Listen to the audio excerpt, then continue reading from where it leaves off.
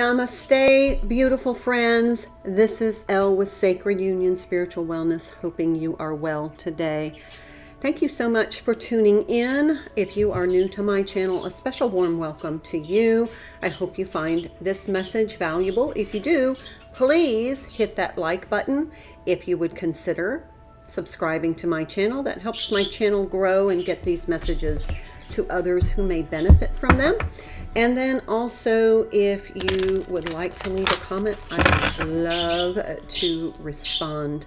I like to hear how you are experiencing these energies. So let's get started. This is a timeless reading, so when you are meant to hear it, it will find you or you will find it.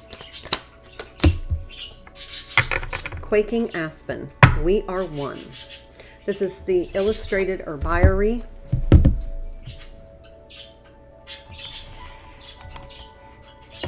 And this is just a quick read, so please just bear with me. Despite the trembling of her leaves, Aspen isn't really scared. How do I know? Because deep underground, all aspens hold hands. Have you heard about that? The root structures or how trees can communicate? To our eyes, aspens are individuals, but their roots and hearts, they're one. This is not a mere metaphor. Aspens grow in what are called closed colonies, sending out underground suckers to find a lovely spot to spout a sister tree. Aspen groves are among the largest and oldest single organisms on the planet. When you see aspens quivering, it is often with laughter. She giggles gently at the human race who seem to have forgotten that deep in our roots, we all, too, are one.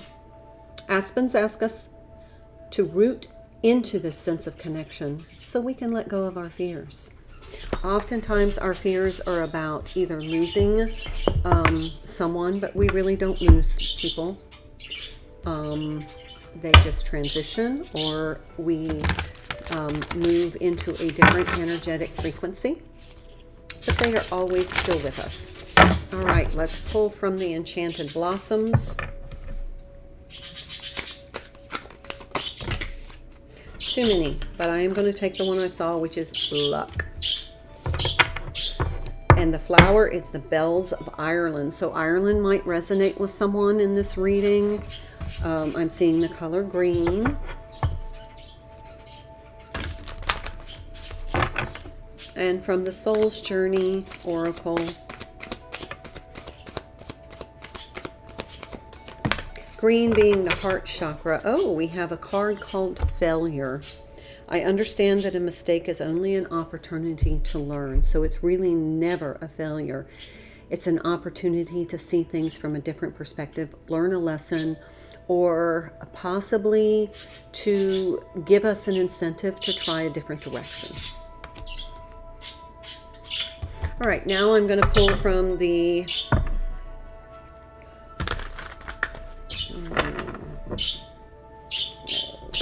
Shadowscapes Tarot, sorry. And remember, I do not read reversals in this deck, so it's a straight up message.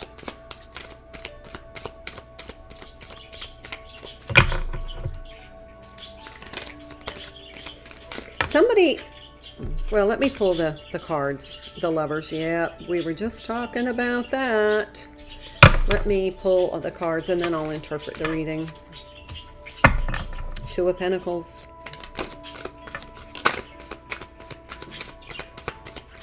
This could be some twin flame energy.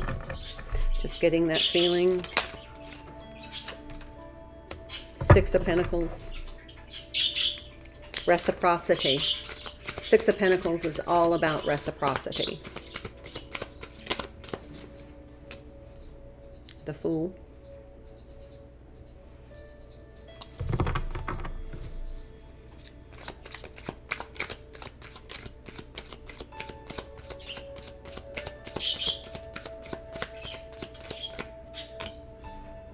The Emperor.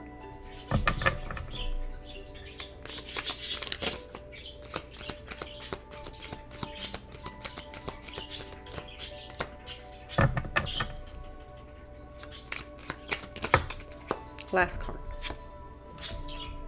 The Chariot. Lots of major arcana energy coming in. Okay, so I'll do bottom of the deck in just a minute, which tells us energies incoming. All right, so for someone, they are dealing with either the loss of a relationship or they made a mistake which ended a relationship.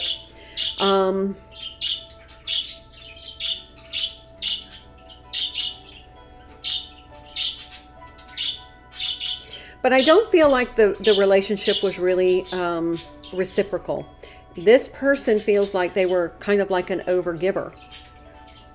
Or the other person was just not in an energy of being able to reciprocate the giving. Maybe they were wounded. Maybe they were dealing with some grief. I feel like there's some grief here. But we have the Lover's card, which is a 6. We have the 6 of Pentacles, which is that reciprocity.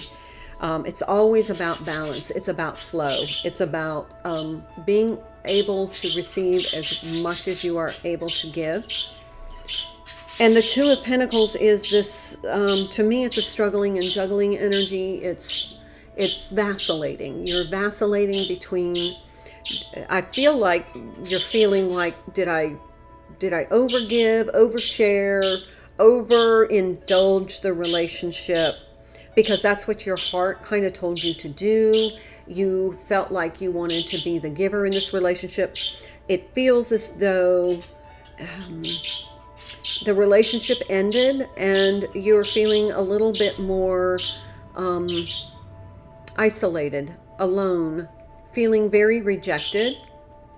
And you're looking back, kind of processing what's going on in the relationship and thinking, you know, this is a failure for me because I overgave. I overshot the relationship. But there is a lesson to be learned that even though it's certainly great to be a giver in a relationship. It's great to feel like you want to share of yourself. You also have to kind of be smart about it. And is this person giving back? You know the old saying about, you know when you're overgiving is if you're in a boat and you're rowing and you stop rowing, does the other person pick up the oar and row? Or do they just wait for you to resume? That's the kind of energy I'm getting here. There was no flow in the relationship because, quite honestly, I don't feel like you allowed it. There might have been just an attempt, and let's just be honest, and if you've been on my channel, I don't sugarcoat anything. I speak the truth. There might have been an attempt to kind of make yourself invaluable in order to keep the relationship moving forward. But there is now an awareness that you can't be the overgiver. Relationships don't thrive on overgiving. Let me say it again. Relationships do not thrive on overgiving. Relationships thrive on reciprocation. Reciprocity creates a thriving relationship. So if you're not getting reciprocal energy from your partner or your significant other, then you're probably being the overgiver. You're the one doing all the work to maintain the relationship. Many of us were programmed that is our role as a feminine, to do all the emotional work and not expect anything in return. And that just did not serve the feminine energies really at all. It really set the feminine energies back because it made the masculine energies dominant. And the feminines then started becoming less authentic. And so it feels like this is an awareness, this is a change, this is an opportunity to start to realize that a thriving relationship requires reciprocity. Every relationship requires trust and reciprocity. Everybody has to invest in order to make the relationship work. So we have the Fool card here. This is that it's like a breathing new life into your relationship template. And the Emperor here is the masculine energy. But it feels like, and in this card, the masculine is kind of, it's almost like they're keeping something contained. I'm feeling a competitiveness. So then we have the Chariot as incoming energy. The last card I pulled. With the Fool and the Chariot, things can now move forward in a more healthy, productive, thriving energy, because you realize that being the overgiver really ultimately led to the demise of the relationship.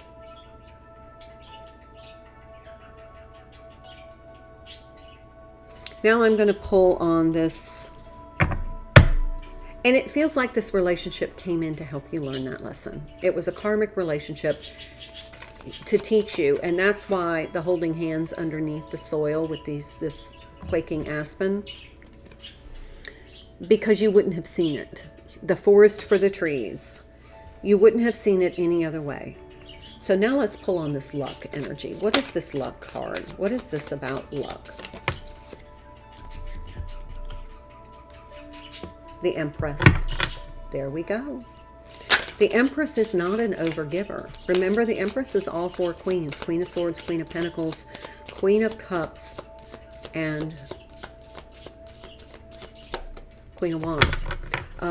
She is quick to discern whether she's giving too much.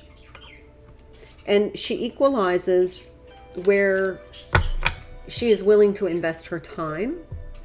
So her heart, the Queen of Cups, is going to be invested into the relationships that she feels feeds her energy and not just feeds on her energy. So we have the Nine of Pentacles and the Knight of Swords. Yeah, there's the clarity of, you know, you need to be willing to say, this is not adequate for me. It's not a sustainable relationship. A relationship without reciprocity is not sustainable. The Star.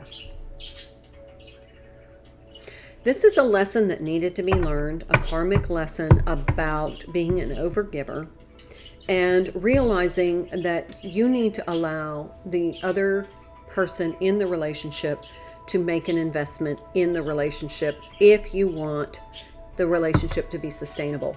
You don't need to do all the work, because this past relationship kind of, you know, went belly up because of the overgiving. Okay, so the Tower and the Nine of Swords.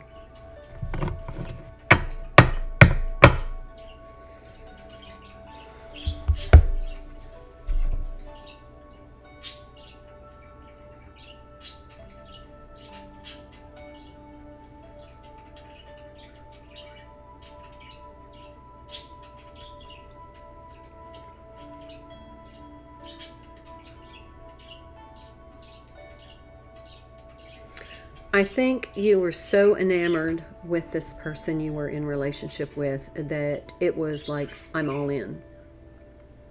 But you didn't realize they weren't. And then when you kind of suspected they weren't, it was like you applied more giving in order to kind of commit them to the relationship.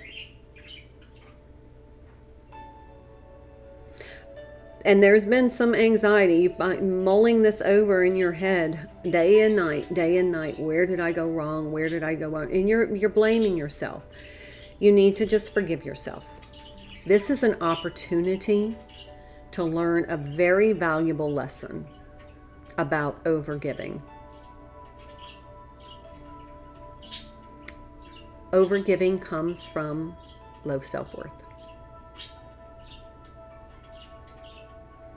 If you're an overgiver, it is often because you have low self-worth. The Empress does not overgive. She gives when it's appropriate. She gives when it's necessary and when it's wanted and valued.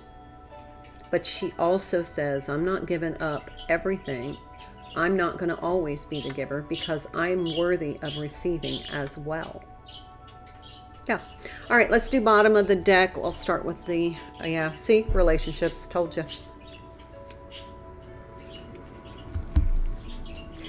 This person came into your, remember, souls come into your reality to support you or to teach you something. This person came in to teach you something. Be grateful for that lesson. Thank them energetically. Send them positive healing energy because they set you up for future success in your next relationship by teaching you this lesson. Strength. Kind of Leo energy, could be dealing with a Leo. Oh, I should go through. Lovers or Gemini energy. The Fool is kind of air energy, could be dealing with air sign. Emperor is going to be that Aries energy. We have the Empress, which is Venus energy. That's like Earth energy. Taurus, this is Aries energy. The Star is Aquarian energy. What else did we have? The Chariot is Cancerian energy. The Tower being kind of that Mars. Oh, I was supposed to do bottom of the deck. What am I doing? Okay, Between Dreams. Yeah.